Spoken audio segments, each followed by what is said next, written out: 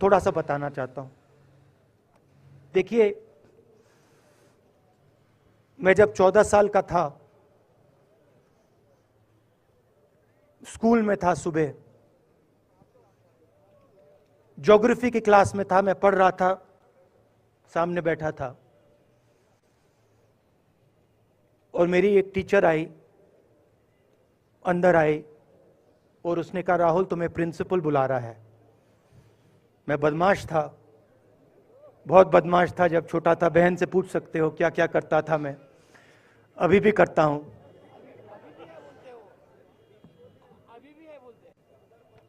मैंने सोचा प्रिंसिपल बुला रहा है, मैंने कुछ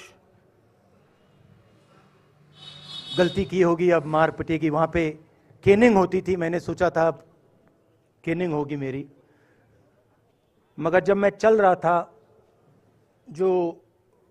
जिस टीचर ने मुझे बुलाया, उसको देखकर मुझे कुछ अजीब सा लगा। और जब मैं प्रिंसिपल के ऑफिस पहुंचा तो प्रिंसिपल ने कहा, राहुल तुम्हारे घर से फोन कॉल है।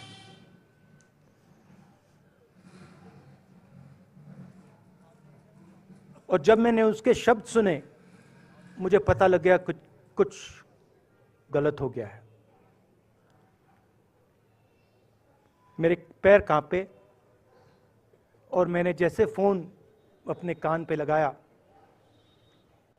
तो मेरे मां के साथ एक औरत काम करती है, वो चिल्ला रही थी, राहुल दादी को गोली मार दी, दादी को गोली मार दी, दादी को गोली मार दी। 14 साल का था।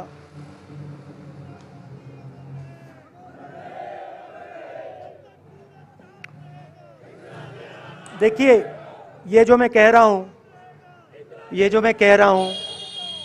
जो मैं अभी कह रहा हूं, ये बात प्रधानमंत्री को नहीं समझ आएगी, ये बात अमित शाह जी को नहीं समझ आएगी, ये बात डोवल जी को भी नहीं समझ आएगी, मगर ये बात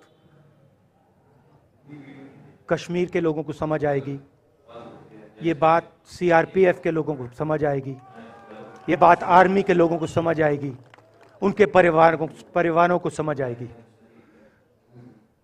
तो उन्होंने मुझे कहा, नाम ओंगमू है उसका, उसने कहा दादी को गोली लग गई, दादी को गोली लग गई। और फिर मुझे गाड़ी में वापस ले गए, प्रियंका को मैंने स्कूल से उठाया, मैं वापस गए।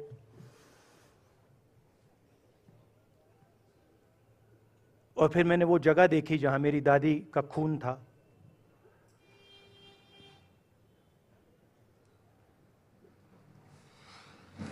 पापा आए, माँ आई, माँ बिल्कुल हिल गई थी, बोल नहीं पा रही थी।